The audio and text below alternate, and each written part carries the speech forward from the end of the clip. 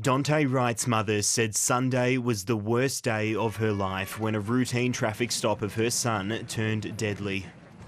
And she pointed the phone towards the driver's seat and my son was laying there, unresponsive. My Lord. That was the last time that I seen my son. That's the last time I heard from my son, and I have had no explanation since then. Overnight, the police officer responsible for the shooting resigned after appearing to mistake a gun for her taser.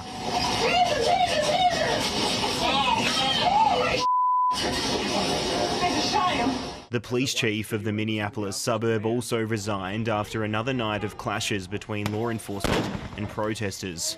You are in violation of Minnesota State Statute 609705, unlawful assembly. Hundreds gathered on Tuesday night outside the Brooklyn Center Police Precinct, calling for justice amid nighttime curfews and a heavy show of force.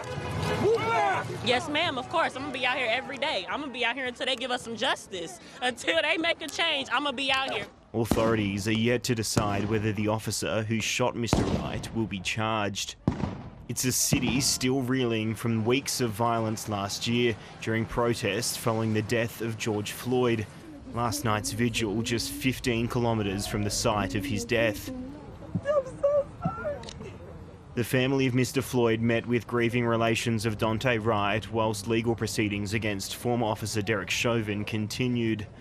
Minneapolis, you all can't sweep this under the rug anymore.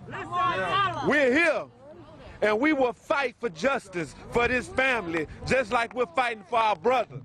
Chauvin's lawyers introduced their first witnesses on Tuesday after Minnesota prosecutors rested their case.